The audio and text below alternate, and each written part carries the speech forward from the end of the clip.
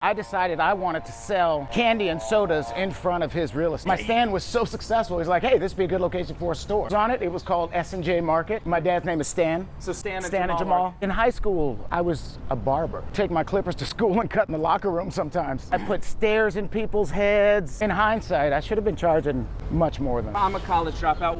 Why did you stop the college? Truthfully, because I didn't see a path for the success in the areas I wanted to be successful in. When I got into high school, I really got heavy into music. I was always into the production end as well, from house to electronica to hip hop to R&B to basically an electronic group. I've been all over China. I've been to Japan playing music, and I got paid for it as well. Produced music for a documentary that was narrated by Chuck D. It was called Third and Long. It was about the integration of pro football, and it aired on CBS. I was a bartender, still bartend one night a week. And he kept telling me, he was like, you of all people, Jamal, need to be in New York. As soon as I touched down in Manhattan, I knew immediately. I was like, yeah, I have to live here. Get here, and it's hard.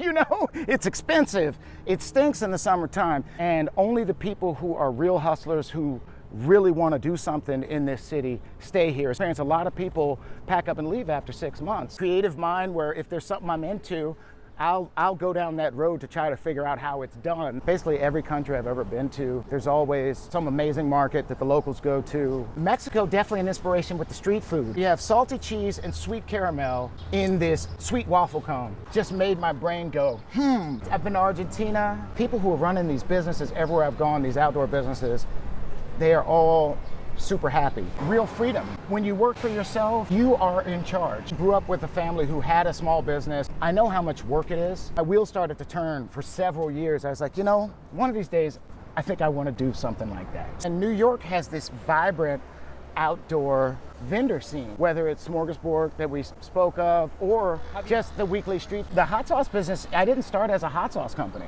Pepper, salt, paprika are three of the main components when you're cooking Southern food. My family's from the South. I grew up with, with really authentic Southern flavors. And when I started my business, I started a Southern food business. Well, my catfish po' boys, I took basically the credit cards that I had and I maxed them out. My father lent me $2,500, which I just paid him back. I ultimately settled on a fried okra po' boy and a fried catfish po' boy. I don't want my sandwich to taste like everyone else's sandwich. Yes. So I was like, I'm gonna make my own hot sauce. I don't believe in luck, I believe in preparation and effort. I went on a mission to make good hot sauce. Cayenne's really difficult to get in New York fresh. I literally tried it, I'm like, I gotta get this guy on my show. I took his advice, and what I did was I made the sauce a soft sell, and I bottled it with a generic label. I didn't even have names for them. Our first week of business, the food does okay, my signage is terrible. Something amazing happened. I sold out of sauce. People who wanted to try the food, they came and bought the food.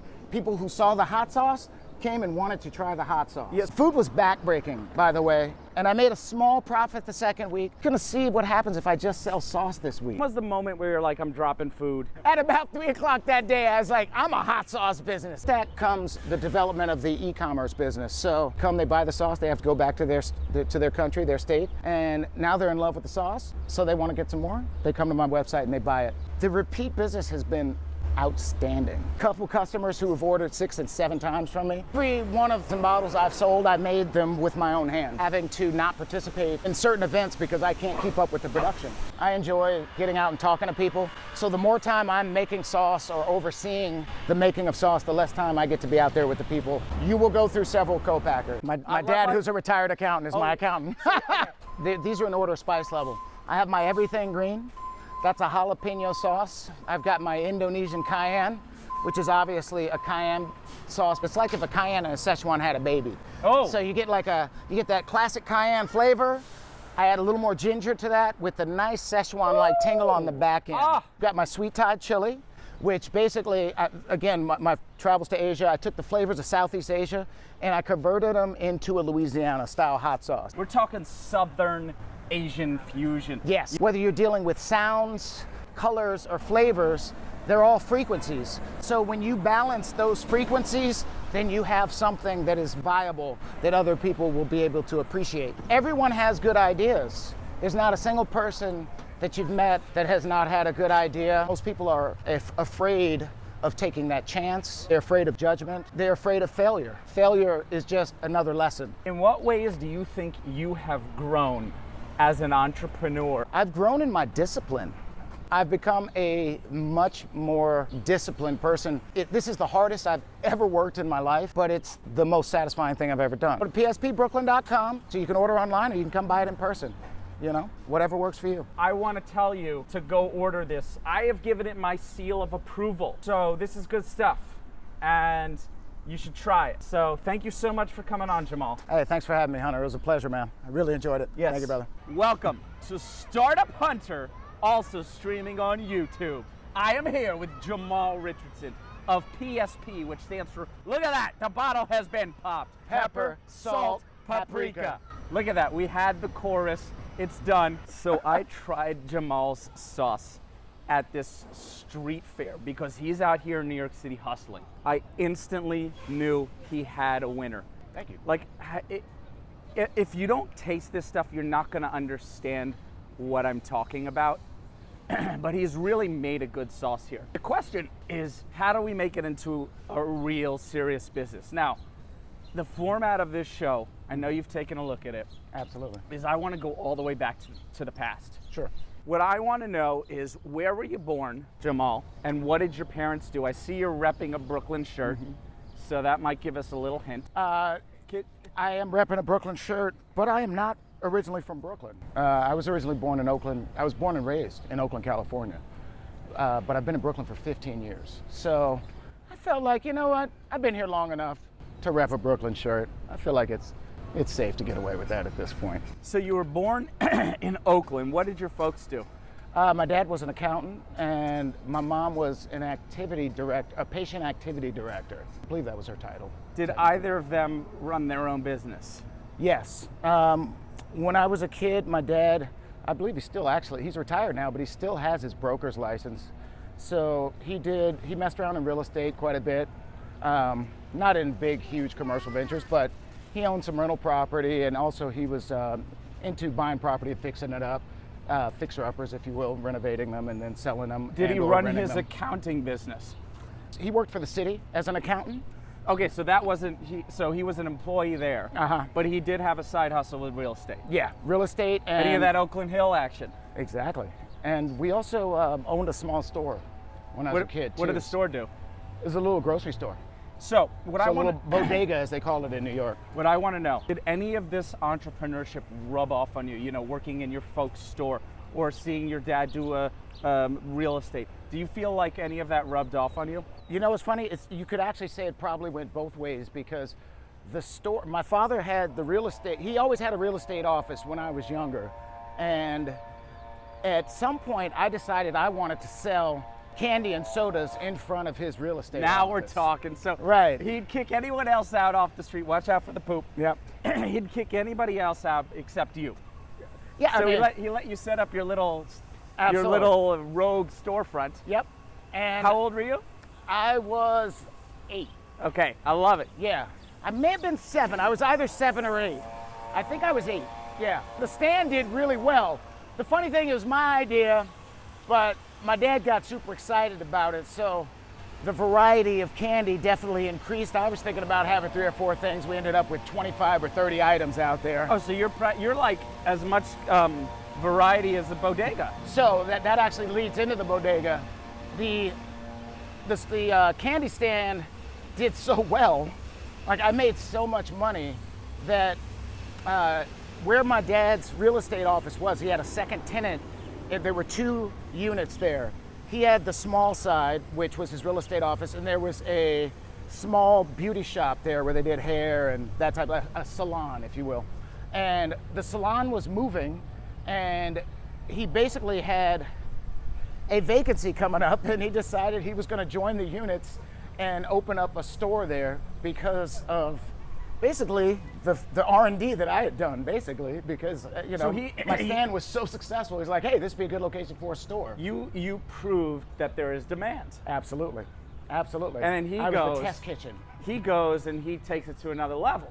Yes. So you're the founder of that bodega. Yes. And actually my name was on it. It was called S&J Market. So my dad's name is Stan. So Stan and Jamal. Stan and Jamal. Yep.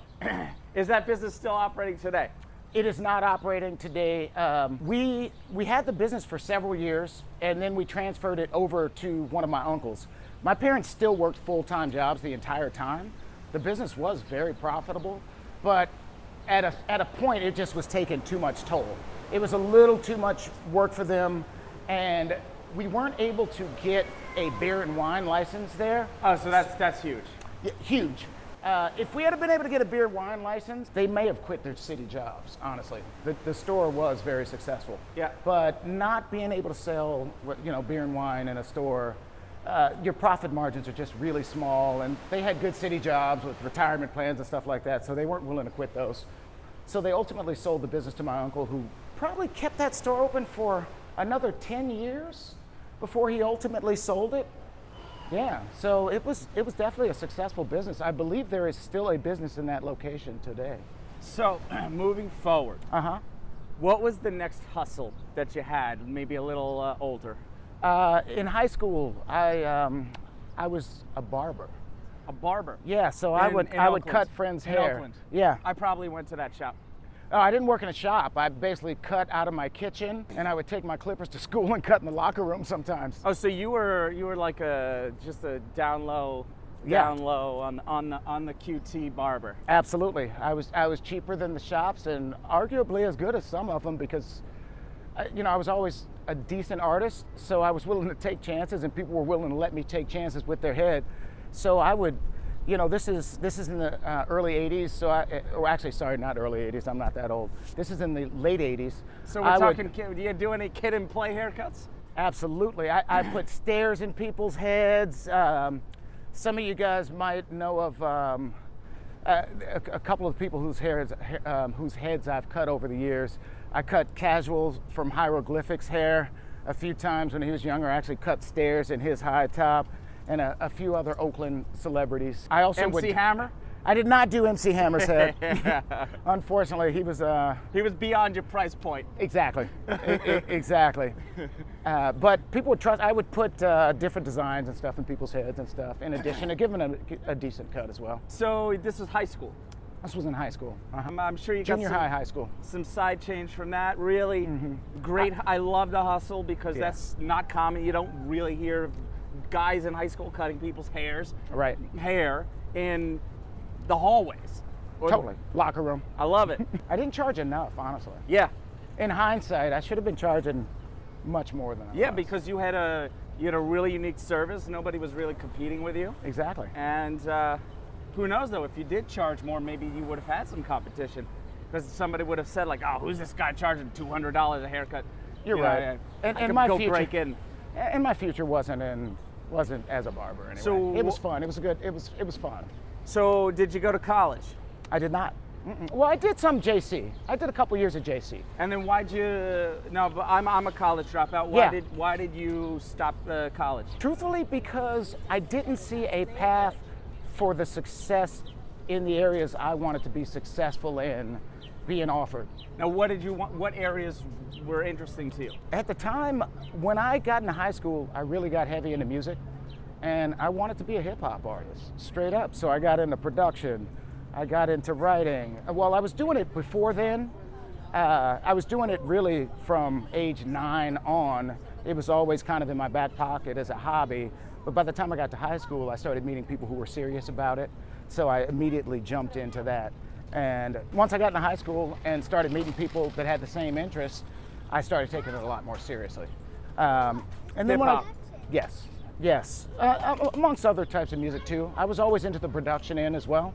So when it came to production, I would do just about anything from house to electronica to hip hop to R&B to basically any type of music. Now, what kind of gear were you producing on 808s? My first piece of gear that I owned for myself was an SP1200. Yeah. Which is the classic sampler drum machine of the day. What? Yeah. And I think I got my first, I bought that in 1993. Yeah, 92 maybe is when I got my first one, right when I got out of high school. That's when I got my first piece of equipment. And so how, where did that go? And watch out for the poop. Yeah. Well, ultimately, man, it was great for me. I ended up having I don't want to say a career in music, but I did tour with a band. We got to go, well, with an electronic group I've been all over China. I've been to Japan playing music. I've been to Malaysia playing music. I've been to many places in the States playing music. And I got paid for it as well. I was lucky enough to produce music for a documentary that was narrated by Chuck D. Some of you may have heard of that guy before. The documentary was called Third and Long. It was about the integration of pro football. And it aired on CBS. So I had some success in the music industry. I can't complain. Well, no, you're dealing with major, productions. How long were you? Now it sounds like you're building up to maybe you didn't make it in the music industry, but maybe you did make it. So how long was your music career? I still mess around a little bit, but as far as me stepping away from it and saying, all right, you know what, this is no longer what I want to make a living at, I'd say there was a 10-year window of me actually making money doing it. Yeah, so it was part of the mix. How else were you supplementing your income, during that time? Take a wild guess. What do most musicians probably do? Be a waiter. I was a bartender. See, I have always wanted to be a bartender, and the opportunity has just never presented itself to me. You'd be good at it because you like talking to people. Exactly. And you're comfortable with strangers. That's why I want to be a bartender. So just be like a therapist. I want to be like, anyway, that's not happening anytime soon. Right. So you were a bartender. Now in Oakland. In San Francisco, mainly, and in New York as long as I've been here. Yeah. Yeah, I've been in Brooklyn 15 years. I still bartend one night a week. Let's talk about and lots of people building businesses. Yeah. And people that have been on this show have side hustle. Let's talk about moving from California to New York. Sure. When did that happen? 15 years ago. So I have a really good friend of mine. It's really my best friend. I'm the godfather of his son. And about 15 years ago, we were in a music group together. It was called Unconscious Logic. You could still find some of our music out there on YouTube, etc. And he had decided, hey man, I want to live in New York. He had come out here a few times, and he was basically sold on it. He's like, I'm going to New York. And he was coming out here for a job interview. He had already started setting up interviews, and he had decided he was coming out here. And what kind of job? You know what? I don't remember he was doing whatever would get him here. Yeah. It wasn't anything amazing, but it was something so he could get his feet on the ground running. He was coming out here for a 4th of July weekend, it's literally like tomorrow. Yeah, so 2 days from now. Yeah, so it's actually the anniversary for my first visit out here today. Now, what year? Today, literally. What year? 15 years ago. So let's see, it's 2019, so 2004. Yeah. Got it. Yeah, because so he basically he was like, you should come out also, because he had some friends who lived here. They were going to be out of town, so he had their apartment for the weekend. He's like, yo, you have a couch to sleep on. He was like, you will love New York. And he kept telling me, he was like, you of all people, Jamal, need to be in New York. He knew at the time, I hadn't made a single dime on music. I felt like I was good enough to make a living as an artist in some capacity, being just honest with myself. I think at some point you just feel like you've crossed that threshold, if you will, where you're like, no, I'm a professional at this now. And I felt like I had crossed that threshold, but I wasn't seeing the results, if you will. So you weren't seeing the money. Exactly. So I happened to have a buddy pass, a Southwest buddy pass. Buddy pass? A buddy pass, right. So a friend of mine worked at Southwest Airlines, and they would get buddy passes where you could basically fly standby. For free? Yeah. Well, they would get them for free. I bought it from him. I think I paid $100 for it. So, and this is like $100 for free airfare for Correct. How long? A year? It's good pretty much forever. Just $100 and then you get free flights for life? No, for one flight. So you get, the buddy passes allows you to basically fly standby on a round trip flight. Yeah. Okay. Yeah, so you got here and you hadn't really made a lot of money in the music industry, and then you... Right. So I came here to visit, like I said, he had the couch open for me. Okay. So I came out here on the buddy pass since I had it already, and I was like, all right, I'll come out. And as soon as I touched down in Manhattan, I knew immediately. I was like, yeah, I have to live here. The first bar I went out to in Brooklyn, I was sitting there alone, and two guys were sitting there talking about, hey, have you heard, I don't remember the name, let's just call him John. Hey, have you heard from John? And the guys were like, oh no, he's been working for Atlantic Records recently or something. I was like, man, see, I need to be here. You know, the first conversation that I hear at a bar is two people talking about someone working in the industry, and I was just like, yeah, it was one of those moments. Yeah. And here I am, and I've been here ever since, 15 years now. So let's talk about your hustles in New York. So you Sure. started, you had bartending experience before you came here? Oh yeah, absolutely. So one of the things about New York, the restaurant industry is, as I understand it, I have actually have worked in the New York restaurant industry, but as I understand it, they sort of like haze you and they're like, oh, you don't have New York experience, we're not hiring you. Totally. You have to have, just because you have bartending experience, it's not New York experience. Next. Totally. That is definitely a thing, and it took me longer to find a job than it had ever taken me in my life. So you probably had to be a bar back in like Bay Ridge or something. Not quite, but I did almost though. But I did have to take a bartending / waiting tables job at a newer restaurant that basically didn't have any bar clientele, so they knew that they couldn't get a super experienced person in there at the time. Even though I had a ton of experience, I didn't have the New York experience. Now here you go. Right. Quickly getting New York experience. Right. So nobody can pull that on you ever again. Exactly. So once you get it, which now that I've been here, I understand what that is. I used to think, oh man, these New York bar owners are assholes. What the fuck does that mean? Is that okay to curse on it? You can say whatever. Like, what is this, New York experience bullshit? But now that I've been here for 15 years, I understand it. Because what happens is people, they get amazed by this city. They come here, they see the Statue of Liberty, they see the, Empire State Building, and they're like, I want to live here. And then they get here, and it's hard. It's expensive. It stinks in the summertime. You get smells sweaty. Good, right? Smells good, right? Smells here. amazing. We right are now. sweating. Absolutely. So it's a lot more work than people think. The glaze, the glamour is worn off, and only the people who are real hustlers who really want to do something in this city stay here, as far as the people who move here. Now, the people who grow up here, that's a whole different story. They've kind of fallen into their zone. But in my experience, a lot of people pack up and leave after 6 months, because they can't handle that first 6 months. It really takes, I think, a good year or two to get comfortable in this city. Yeah, but I think it takes a lifetime. I could agree with that too. I think it takes a lifetime. I agree. To be able to afford a place where you want to live. Right. And to figure out what it is you love to do and how do you actually make money. Just because you love it doesn't mean you're going to make money at it. Totally. So, 15 years in New York, bartender, you do camera work, you pick that up? Yes, I did. I picked up the camera work really to supplement my music. It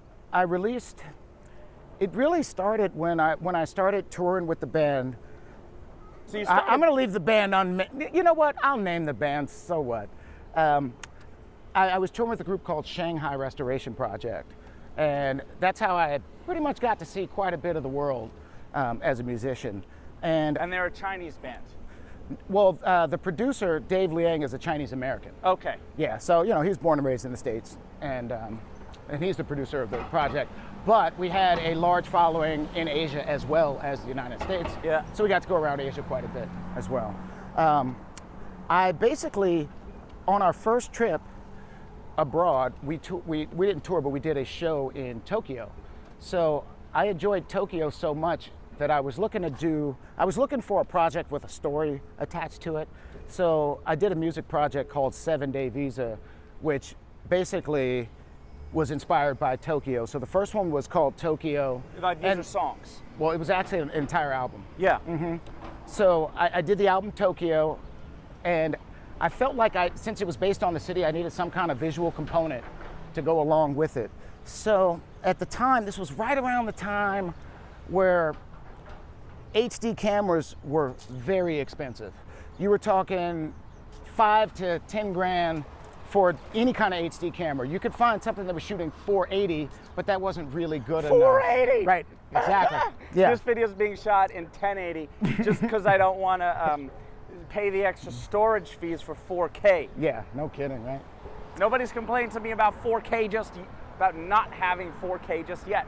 But 1080p upreses to 4K pretty good. yeah, I mean, you could do that, but they still, there's these people on YouTube that, you're no 4K, I'm not watching the channel. Forget those people. We're talking about, where was I? Japan started, you wanted visual. Oh, I needed visuals. So, I started doing some 480. I got right. hooked on 480. So the best I could do was 480. So I was like, well, that's not going to do it. I need something that looks professional, polished. So what I did was I came up with the idea that I was going to do time-lapse videos for the city because a still photo is 10 times higher resolution. So you took a bunch of still frames. So with a digital or old school camera? camera? I bought a Canon PowerShot. I don't remember which one it was, but the reason I bought it was it had an unlimited buffer for JPEGs, so it could shoot continuously, unlimited. So at very high quality. At very high quality, Much exactly. higher quality than a 480 camera. Exactly. I believe it was like 8 megapixels, but that's 8K. Right. Right. So it was fantastic, right? Which an 8 megapixel camera now is pretty much poo-poo. So you shoot this amazing looking visual. Now, back then, does YouTube exist? Like, were you able to put it out on the internet? Yeah, YouTube absolutely existed. Did it get some hits? Not very much. But you know, I direct music videos. Yep.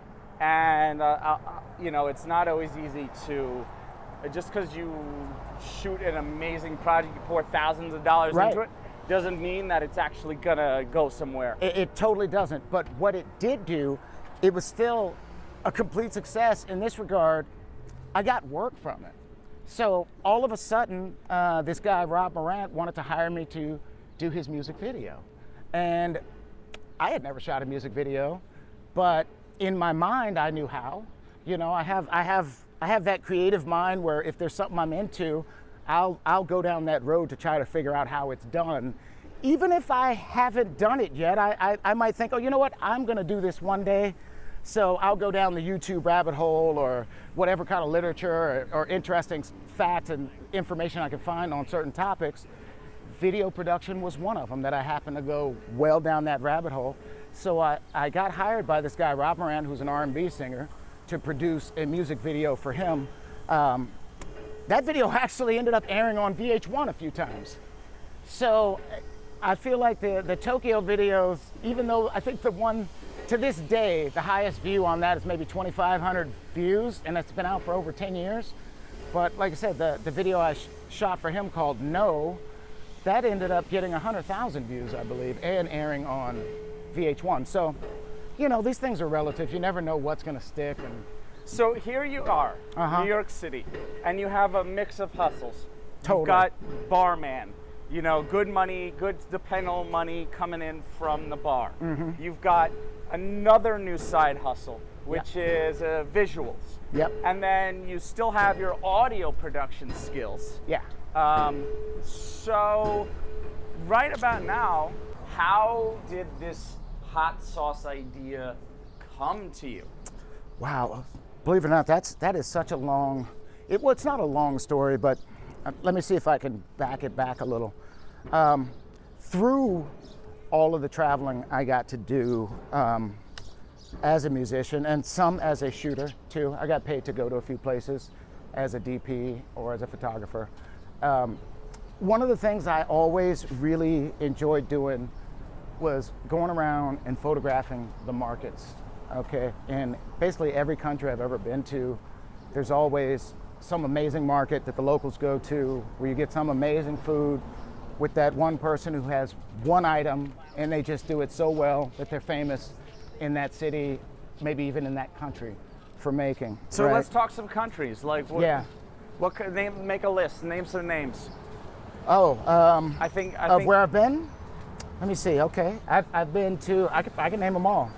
I'll go with you know. I've been obviously our neighbors. I've been to Canada. I've been to Mexico. So you got any hot sauce inspiration in Canada? No hot sauce inspiration in Canada. I wouldn't think so. Although I am, at some point, I will be incorporating some maple into a sauce. Now that's interesting. So yes, there's absolutely some Canadian influence. Good save right there. Excellent spin. So, So Canada, Mexico, definitely some hot sauce influence with Mexico, but not so much sauce. Let me continue before I go back to the sauce. Sure. Mexico, definitely an inspiration with the street food. There was an item down there in Mexico called a marcasita, which is this dessert it's like a waffle cone, but elongated in a cylindrical fashion with cheese and caramel inside. So you have salty cheese and sweet caramel in this sweet waffle cone. One of the most delicious things I've ever eaten. So mixing sweet and savory in the same thing. One of the most delicious things I've ever eaten. And that was one of the other items that just made my brain go, that would be amazing at Smorgasburg in Brooklyn. Right, and for those of you who don't know, we actually literally passed by the location that Smorgasburg is. And it's sort of this food-centric flea market. So normally, you might have a flea market with like clothing items, and there might be a food stand set up there or a bunch of food stands. So here in New York City, where space is at a premium, and this is really a gastronomic city, there's literally just a flea market full of new and upcoming businesses. Yeah. One of them, for example, I saw Mighty Quinn's come up at Smorgasburg starting as a little booth. Right. And now they have 100 locations all around the globe. So you said Smorgasburg. I wanted to let people know, that it's this market. So, and then you were sort of just painting your travels. Right. So, Mexico, Canada, I've been to Argentina, Colombia, France, Spain, Ethiopia, India, Nigeria, Japan, Indonesia, Malaysia, China, mainland and Hong Kong, Thailand, Cambodia. So you go to all these places and you're getting a lot of flavors. A lot of flavors. A lot of perspective and different, seeing the way that people live in different countries, realizing maybe how lucky we are to live in America, how freaking safe it is here. Totally. You're getting this tapestry. Yes. You're getting this this sort of all these experiences. And there's a consistent thread throughout them, and it's this entrepreneurial spirit, which kind of speaks to your program. And it's something that I was noticing. I was like, wow, these people who are running these businesses everywhere I've gone, these outdoor businesses, they are all super happy. And I know part of that is customer service, and that's part of your job, and part of that is just the nature of customer service. But I feel like I saw a little more in that. I saw real freedom in the sense that when you work for yourself, you are in charge, which I know it's obvious that that's what that means, but there's a certain epiphany that happened for me when I really understood what that meant, and you see how that benefits people. And as someone who grew up with a family who had a small business, I know how much work it is. So I didn't have any disillusions about it being really easy. No, it's as hard as you can ever work. Working for yourself is the hardest thing you're ever going to do. But all these people I knew who were doing it were so happy. So I was like, you know what, there's got to be something to this, right? And then being outdoors in the open air, I think part of me was craving that a little bit because New York, you're inside a lot, you get that cabin fever in the wintertime. The summers are hot, so a lot of times you're in and out of AC buildings, or there's just not a lot of green space in New York for what it is. It's a concrete jungle. Sure. It's amazing, but just not as much green space. I don't live close to Central Park or Prospect Park, so through these travels, seeing all these outdoor businesses and stuff, my wheels started to turn for several years. I was like, one of these days, I think I want to do something like that. Well, one of the things about, entrepreneurship is typically this idea sort of sticks in your head. And you might Yep. you might have the initial inspiration, and then for like 15 minutes, you're sort of like, oh, I'm going to change my life. This is the idea. And then maybe, you know, you wake up the next morning and the intensity is not there. Exactly. But for those things where you're waking up and you're still thinking about this same thing, Yeah. you know, and it just doesn't leave you. Right. That's sort of when you know you have an itch that needs to be scratched. Totally. And New York has this vibrant outdoor vendor scene, whether it's Smorgasburg that we spoke of or just the weekly street fair. Been to it. Yeah, no, I have not been selected for Smorgasburg. Okay. Yes. So- but I haven't tried either. Well, that's got to change, right? I've had people say that they're going to get me in. It has not happened Well, yet, you- but I haven't tried. But that needs to change. Well, you know, there's a double edge for me because I have a hot sauce company. I move around every weekend, so I'm in different neighborhoods. Smorgasburg is in one location. So, as famous as it is, there are also other famous locations in New York. So, for example, if they do an event on 8th Avenue in Manhattan, you're going to get just as much or more traffic than you're getting at Smorgasburg. Okay. And half of those people aren't from New York, which is good for my business because half of my business model is shipping. So those people try my sauce, they buy it here, they can't get it in their home state or their home country, and guess what? They have to go to my website and buy it. Smorgasburg makes you commit to the entire or a quarter of the season. Oh, you have to. So you can't just Yes. drop in for one show. No, and so it's a double edge. I could see it working, and I'm not saying I won't ever do it. If it comes my way, it's something I will definitely strongly consider. How you like them apples? PSP Brooklyn. So let's get back to. So you're seeing this outdoor scene, Yeah. right? This vibrant outdoor scene, Absolutely. and like, how did the idea for PSP come to you? Like, Yeah. where is it? Like, I'm gonna take a hot sauce, and I'm not a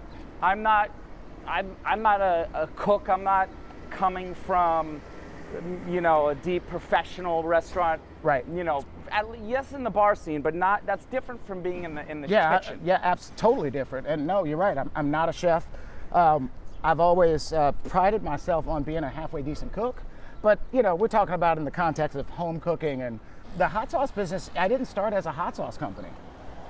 Pepper, salt, paprika are three of the main components when you're cooking Southern food.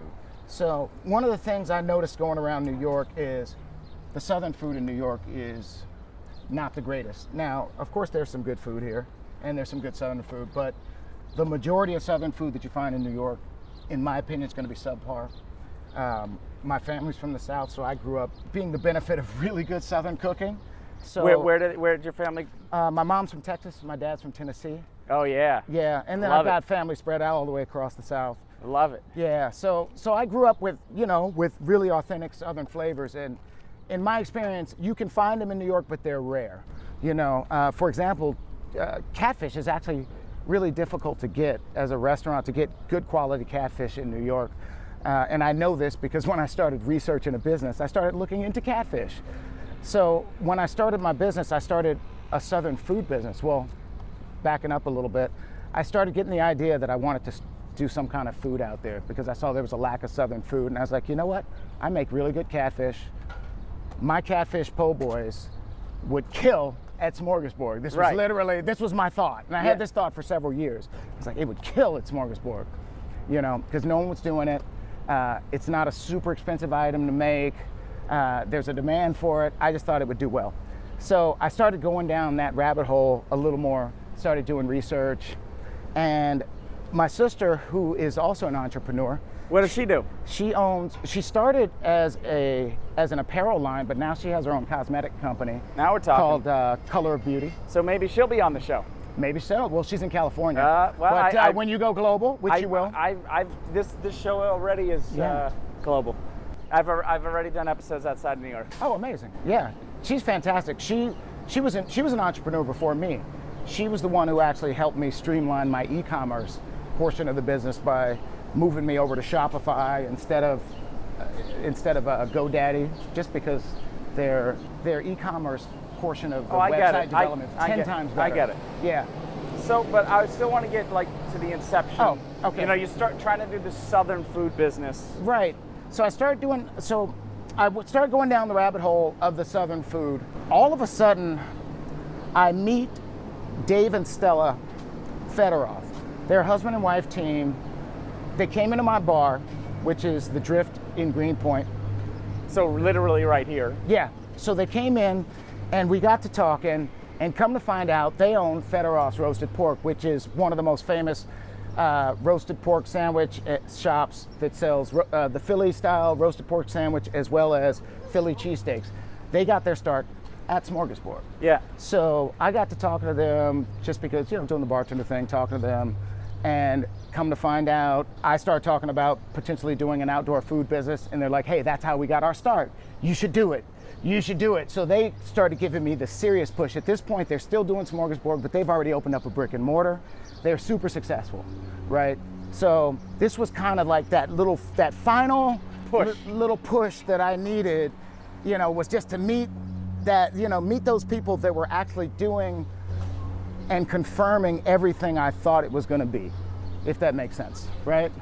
So everything I thought doing this outdoor business was, they were doing it and confirming that, yes, you are right. There is that much money available out there. Yes, everyone out there is making a profit if they're doing it right, etc. So at that point, that was the confidence that I needed. So what'd you do? So I took basically the credit cards that I had, and that I still have, thankfully, and I maxed them out buying fryers, buying all the restaurant equipment I needed for outdoors, tents, and everything. And then I ran out of money.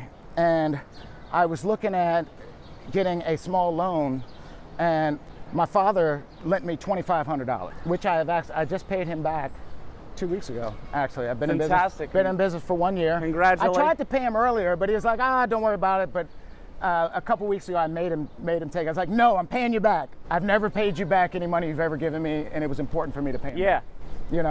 It's just one of those things. It just felt good to pay your dad back for once. Sure. Right? Yeah.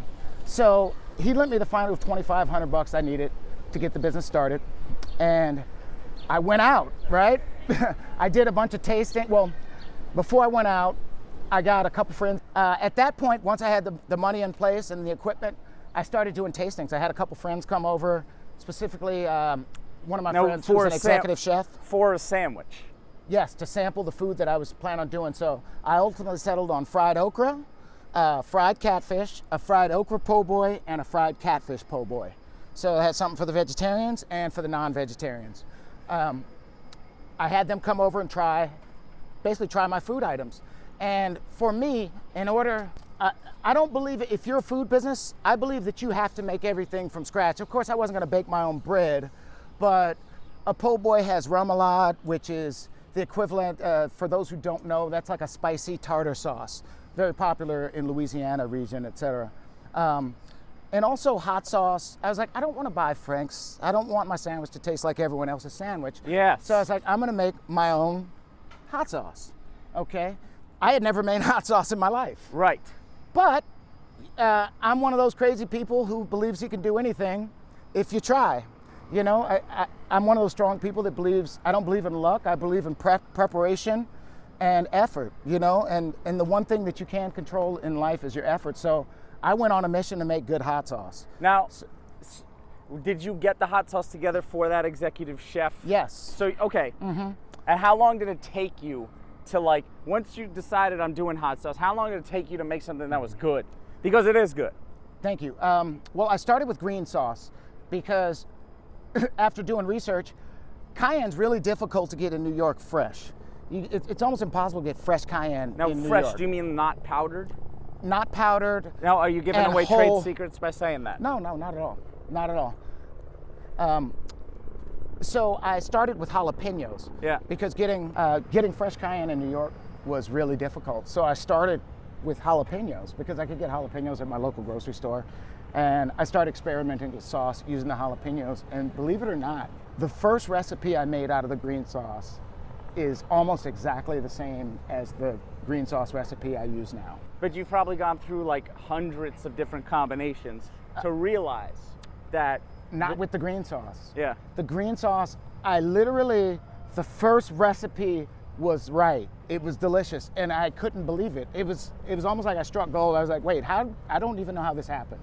So I put it together, and it worked immediately. So did you put that sauce on your po' boy and then serve it to everyone?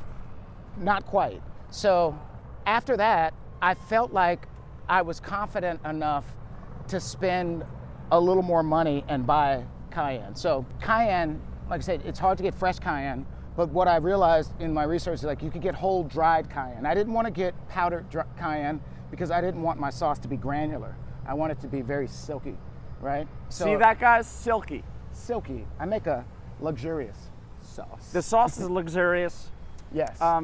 I don't even think of it, in those terms. It's fantastic to hear it that way, but it just tastes good. That's what you need to know. Thank you. Thank you. So I started ordering cayenne and different types of cayenne to try to come up ultimately with what ended up being my Carolina Red. And that was the first sauce that I tried Right. at the market.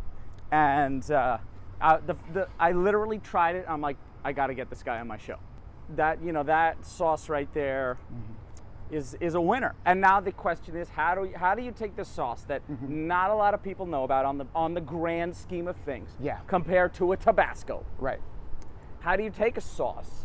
Anyway, I'm going to ask that question later because I still want to hear the end of the beginnings of, Oh, okay. of PSP. Right. So I got about 10 different varieties of cayenne together, and I started playing with them Now, to try to get the perfect. Did you? What was the point where you're like, all right, maybe I'm not going to do a po' boy frying fish business, and started focusing more on hot sauce? Talk about that. Okay, so when I did the tasting, when I finally came up with my sauces, etc., I brought my friends over. One of them being my executive chef friend Al, and they tried the food. They loved it. But my friend Al pulled me to the side, and he was like, "Hey, man, the food's great." And he was a roommate of mine for a while too, so he knew my cooking. He's like, "You're a really good cook, but man, that sauce." He kept saying, he's like, "It's all about the sauce." He kept telling me that. He's it's about the sauce. Did you ignore him? I did not ignore him. I took his advice, and what I did was I made the sauce a soft sell. So I had my red and my green sauce, and I bottled it with a generic label. I didn't even have names for them. Okay. It just had PSP, it had pepper, salt, paprika, and the ingredients on the bottle. That's it. I didn't even have a name for the sauces. But I had a red and green. They had the same label on them, right? And I made them a soft sell with my food. So I go into business, my first week of business, and the food does okay. My signage is terrible, so no one knows what I have, but we break even for the day. The people who actually tried the food, they liked it, but something amazing happened. I sold out of sauce. I think I bottled 50 bottles that day. The second week, I did another event. Now here's what I want to know. Yes. Did people buy the sauce because they tried it on the food? Okay, so that's interesting. There was no crossover.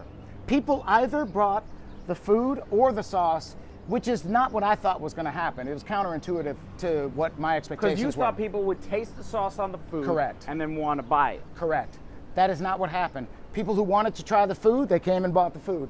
People who saw the hot sauce came and wanted to try the hot sauce. Yeah, so you sampled them, and once they were sampled, boom, it was game over. Correct. So the second week I went out, same thing happened. I almost sold out of the 50 bottles that I brought with me. The third week, food was backbreaking, by the way, and I made a small profit the second week, and it was trending upwards. I definitely think the food was going to be successful. I don't at all consider it a failure, but it was taking a little longer to get where I needed to go, right? Because I was so new to it. I really didn't know what I was doing in hindsight, But the third week I said, I'm gonna take a little break, and I'm gonna see what happens if I just sell sauce this week. So what happened? Because the weeks before, because by the way, my overhead goes down $700 a day if I'm just doing sauce. The booth's cheaper. I don't have to pay a chef. I use a smaller vehicle, so everything gets cheaper. So I went out with just sauce. Yeah. And I sold 120 bottles. So your best weekend ever. Yeah. So not only you making more revenue, but you are not spending so much.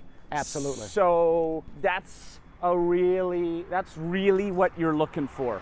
in 100%. in a business. So If you're spending a lot of money, right, and you're making an amazing experience, but you are not making a profit, that is what we call a hobby. a work of art. Hello. Exactly. And there's a big difference between an art, a hobby, and a business. Absolutely. So here you are. You sold 120 bottles. Yeah. And did it even, like, when was the moment where you're like, I'm dropping food, I'm selling all my fryer equipment, I'm focusing on sauce? Halfway through the day. Literally on the day. At about 3 o'clock. At about 3 o'clock that day, I was like, I'm a hot sauce business. I was having fun because, remember, I'm a bartender, so I'm good at talking to strangers. I don't have these hot fryers back here. It's just 10 times easier. I'm enjoying myself. I'm having fun. I'm talking about my 2 sauces. I may have had a beer or 2 back there behind my booth. Hey, it's New York City, right? It was just great. And I sold 120 bottles.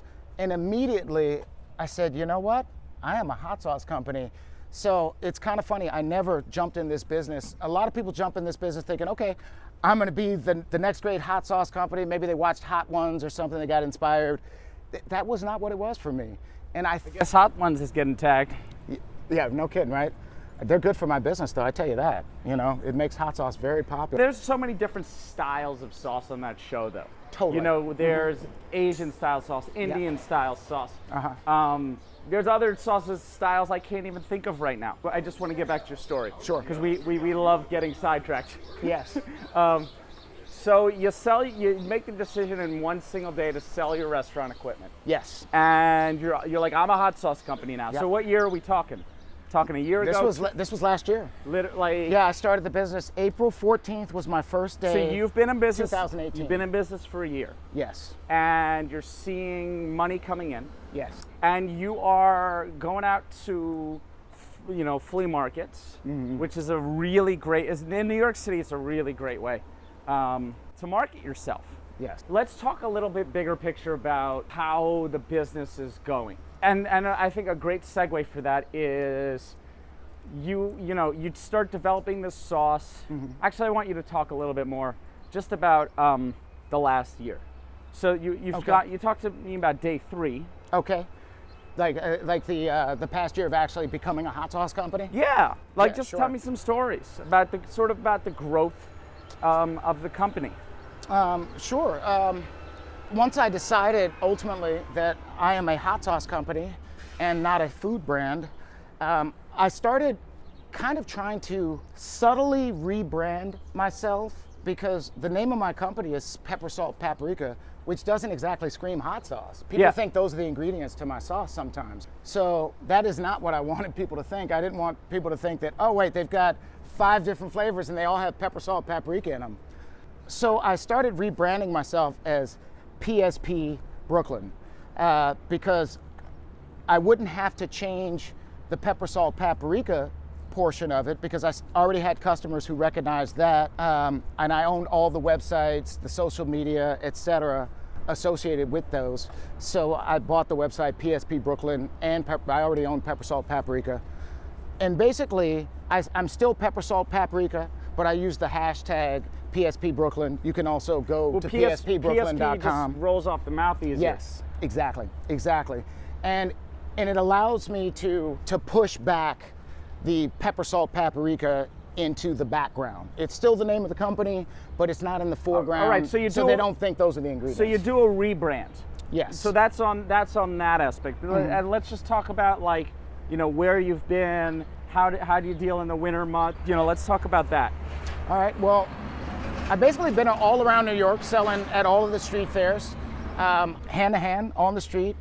And with that, what's your question? No, go ahead. With that comes the development of the e-commerce business. So the great thing about the New York street fairs is that half the people are tourists.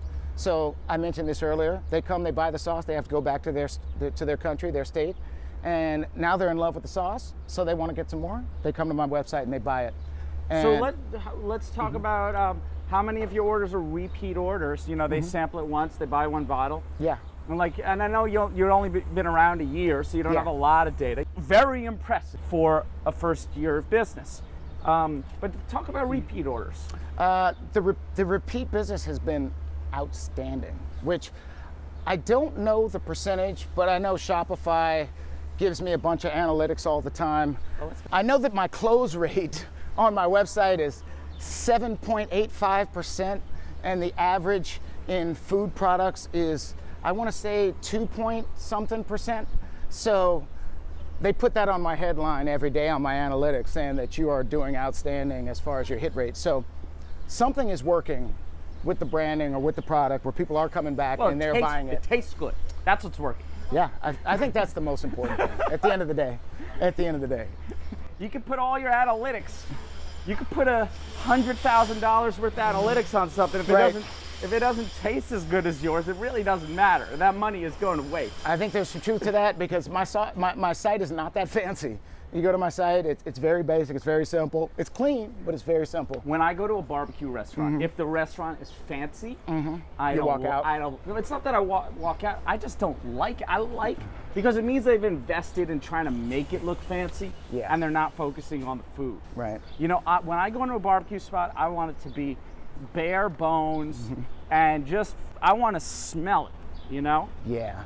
I think it's almost like, you don't want the big board, you don't want an 8x2 plank that's meant to overdress up the barbecue. Honestly, I'd be happy, give it to me in a styrofoam. Give it to me in a styrofoam to go. Yeah. And we're good. Yeah. Yeah, absolutely. As long as the food's good. Absolutely. Absolutely. So we're talking about repeat business as a percentage of your overall business. Yeah, you know, with the online portion of it, that is still growing. I find that there are ebb and flows with that, especially during the holidays. Our holiday sales were outstanding. Yes, they always are. Yeah, absolutely. And I didn't launch the online part of the business until October of last year.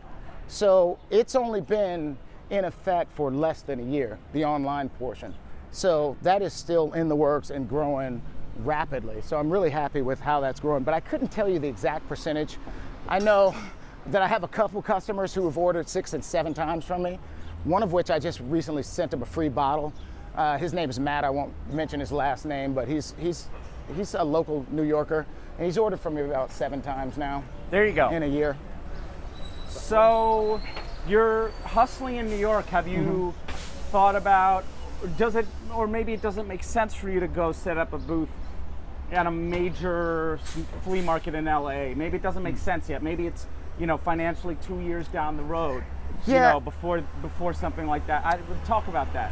So currently I produce all the sauce myself. Oh yeah, then we need to get into production. Right. So every one of the bottles I've sold, I made them with my own hand. I'm at a crossroad right now where I am actually having to not participate in certain events because I can't keep up with the production. Right. There's only so much production I can do as an individual. And you feel you're making enough money to maybe justify taking your capital and putting it towards labor as opposed to so that you can free up your time because you feel that affects your bottom line. Correct. So I'm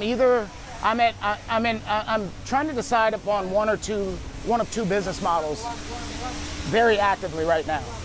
I'm trying to decide if I want to ultimately become a larger sauce producer and hire multiple employees and have a permanent kitchen that I'm making sauce out of, as opposed to renting a kitchen, paying a co-packer to produce, if anything, if not all of my sauces, 3 out of my 5 maybe. I would tell you to go the co-packer route because, first of all, other food companies on this show have gone the co-packer route, and now this dude is doing shipping containers worth of product. Mighty Quinn's? No. Oh. This would be Ahini Vegan Tuna. Oh, I saw that episode. Yeah. Right. Yeah. And fundamentally, I believe it's a build versus buy decision. Yep. Your numbers are just not at the place where, unless outside capital is coming in, Totally. you want to buy equipment on your own. Right. And I'm talking about significant amounts of outside capital. Oh yeah, we're talking 6 figures. 7. and then 8, 9, 10. And then once you own that equipment, it really behooves you to make sure that equipment's running 24/7 Exactly. to make that investment back. Right. So you're really more in the co-packing business than Exactly. you would be in the sauce business. Right. Okay. So you're speaking to my dilemma. There's a part of me that feels like I am leaning towards the co-packer model for two reasons. Partly what you mentioned, but also because I enjoy being the salesman. I enjoy getting out and talking to people. So the more time I'm making sauce or overseeing the making of sauce, the less time I get to be out there with the people, getting people to taste my sauce, trying it, and trying to get them to fall in love with it, right? So the co-packer model is definitely the one I'm leaning towards, but there's the part of me that has talked to other sauce producers. A friend of mine Okay, now this is interesting. owns the company called, what is it? They're called If you name them, they're going to come on the show. Saucy Sauce. It's a Vietnamese dipping company. Man, if I got his name is Ken Nguyen. I hope I didn't get the name of the sauce wrong. I believe it's called Saucy Sauce. It's a Vietnamese dipping company, and he started his company very similar to the way I did. He was doing outdoor events, etc., and he's now in Whole Foods and stuff. Right, which is when do you think you're going to hit Whole Foods? Well, they need to know that you have operations. Yeah. That you can when they make an order, they'll test you out in a Yep. store, then they'll test you out in 2 stores, then in 4 stores, then in 8 stores. Yep. And ultimately, they're not just testing your flavor; they're testing your ability to execute. Yes. And supply. Yes. So, and this is what separates somebody from being a flea market business from a real business.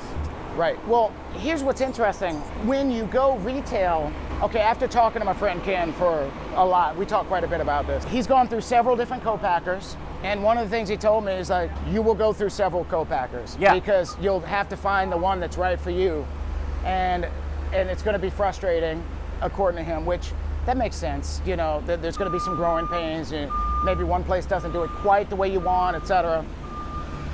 But there's the other part where, yes, it is a flea market business model that I have now, but it's a flea market business model in New York City, Okay. which is I'm with you. different than any other city in the world, because these are not just flea markets. These are street fairs that they block 10 blocks off in the center of Manhattan every weekend. So you literally have hundreds of thousands of people who walk by these things. It's like having a billboard in Manhattan Yeah. every weekend. Well, that's what it is, because Right. location, location, location. Exactly. So I could never afford the brick and mortar Yet. well, at this point in time. So back to the Whole Foods thing. What happens when you go into retail is you have to start negotiating for shelf space, et cetera. Right. So with retail, immediately I take in half the amount per bottle because I'm selling it wholesale, right? But also because I'm such a small company at this point, no one is looking for my brand. Right. So for me to get that eye-level shelf space, Yeah. I'm gonna have to either lower my price so low that my profit margin is gonna shrink so small that I'm barely in business unless I'm selling maybe 4 times the bottles that I'm selling now. Yeah, you could do that. That's like nothing. It is nothing, And but that- it's an interesting, just when you're threw- at the crossroad. I just threw out that bomb there. What's that? I just threw out that bomb. Yeah, no kidding, right? But what I see your brand as having the potential with the flavors that you have. But how do you actually get there? So so you just spoke to my number. My goal right now is what I told myself was that I'm gonna sell 100,000 bottles hand to hand and on my website, and then the companies will come to me and ask for me to be in their stores. Now, what happens if they don't? What happens If they don't, then I will pursue them actively. And then I have a track record. I have a recognizable brand. If I sell 100,000 bottles in New York, then I can sell 1 million around the world. So here's what I want to know. And maybe you're not a numbers guy. I'm not a numbers guy, but yet I'm becoming one now that I own a hot sauce business, right. slowly. Yeah. Some part of me is asking, like, has your month on month been growing? Yes. Or are you not tracking it? Or Oh, I track it. is it growing fast enough? Yes, but that's where the dilemma comes in, where I have to change my production. Right. Now So- I have to grow. I'm Yes. getting to the limits of my production, and I basically with my model now, I want to get That- 100,000 bottles in within 3 years. Yeah, so Yeah. I think it's a very smart move to get help, you know? Yeah, help is on the way. I just don't know what it looks like yet. Right. Yeah. But this is why I love it. 'Cause Right. I got you at the right time. Yes. Because you're at that sweet spot of supply and demand. You're at that other sweet spot of needing to scale, being a solo. You are a solo operation. Yes. I have an accountant. There you go. My dad, who's a retired accountant, is Oh. my accountant. So you're. That was an interesting way of putting it. Right. Right, exactly. I brought my dad out of retirement to be my accountant. How about that? I love it. I love it. When do you think you're going to go after Whole Foods? As soon as I make the decision with the co-packing, I actually have a couple local co-packers that I'm in communication with now about them potentially producing my sauces for me. I'm also in the process of looking at larger kitchens. The kitchen I use now is very small. I use them for a friend's restaurant. That's and they only have, fantastic. they I'm only have glad two you're in a burners. professional facility. Oh, absolutely, absolutely. I've actually had my what they call your food study done by Cornell University and stuff. Even though my labeling is as an artisanal brand, I have all of the paperwork in place to go full-fledged into stores anytime. Yeah. Mm-hmm. So you're just waiting for the right moment. Exactly, exactly. My plan. Remember, I didn't start as a hot sauce business, so I literally it started making money before I even knew what I was doing. So it's been this really weird thing where all of a sudden I've got this business that's taking over all of my finances. It's becoming my main source of income, and I don't even know what I'm doing yet, right? I only had 2 sauces, and all of a sudden, Now you have 4. now I have 5. Ooh, wait, what's the 5th? I don't even think you had 5 when I was at your booth. I might have been out of one that day. I have these are in order of spice level. I have my everything green. That's a jalapeno sauce. I've got my Indonesian cayenne, which is obviously a cayenne sauce, but it's a little sweeter, a little peppery. Influenced by your trip to Indonesia. Yeah, and the variety of cayenne I use is actually an Indonesian variety. I went through several varieties of cayenne before I settled on that one because it's like if a cayenne and a Szechuan had a baby. Oh. So you get that classic cayenne flavor. I add a little more ginger to that with the nice Szechuan-like tingle on the back end. Ah. Yeah, so it's got a lot of layers I of want to depth. drink that right now. Delicious. I've got some in my bag. We'll get you some. And it's not as hot as the Carolina, so you'll probably survive. Just No. don't let it go up your nose this time. So then I've got my sweet Thai chili, which basically, again, my travels to Asia, I took the flavors of Southeast Asia and I converted them into a Louisiana style hot sauce. Okay, and So we're talking real fusion right here. We're talking Southern Asian fusion. Yes, You know, yes. we're talking yes, fusion. well, because at the end of the day, once I decided I am a hot sauce company, I said, well, I don't know anything about hot sauce. I know how to make 2 sauces. Well, I was like, well, what can I bring to the hot sauce game, if you will, that other people may not be able to bring? And one thing I do have under my belt that a lot of people don't have is I've been to a lot of different places. I've sampled a lot of different cuisine. And I've also learned to look at things like anything creative as a balance of frequencies. So whether I'm making music, whether I'm doing photography, or whether I'm making sauce, whether you're dealing with sounds, colors, or flavors, they're all frequencies. So when you balance those frequencies, then you have something that is viable that other people will be able to appreciate. Maybe that's why your sauce tastes so good, because you have this interesting theoretical framework and definitely a creative mind, which is a great, that's what you need Yeah. to do what you're doing. Yeah. You know what's funny is I think everyone is creative. I think a lot of people just aren't patient enough with their creativity. Go talk on that. That's interesting. Everyone has good ideas. There's not a single person that you've met that has not had a good idea, that has not had a creative vision of some sort. But in my experience, personally, and through meeting other people who've had this experience, most people are afraid of taking that chance. They're afraid of judgment. They're afraid of failure, which, of course, failure is scary until you take on the mentality that failure is just another lesson. It's just another experience. It's another way of adding something to my tool shed. And when you take on that mentality, that's when you can be successful. That's the one thing I believe that I have that I wish other people could take from me. And if they don't try my sauce, then take that mentality from me. You're trying the sauce. Let me get the bottle. There you go. You're trying the sauce.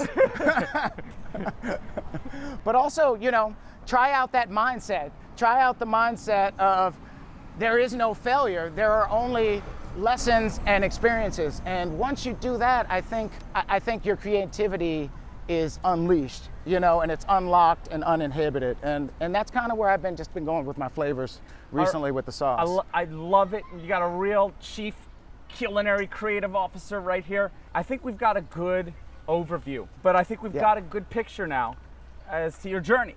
Yeah. So, in wrapping it up. Sure. And I know we started to get into this territory, but the one question I ask everybody who comes on this show is, in what ways do you think you have grown as an entrepreneur over this process or over your life? You can answer however you want. I've grown in my discipline. I've become a much more disciplined person.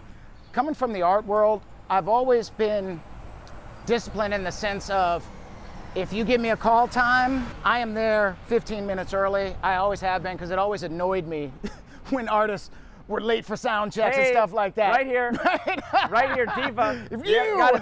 Got a diva right here. One of those guys. Sorry. Yeah. So I never wanted to be that guy. But, you know, crunching numbers, being a product business, it was never something I saw myself doing. This is the hardest I've ever worked in my life, but it's the most satisfying thing I've ever done. With that, with trying to grow this business, at the same time as it being a major part of my income, has really forced me to become a lot more disciplined and to really just trim the fat in my life. Like, you know what? These things are not that important anymore.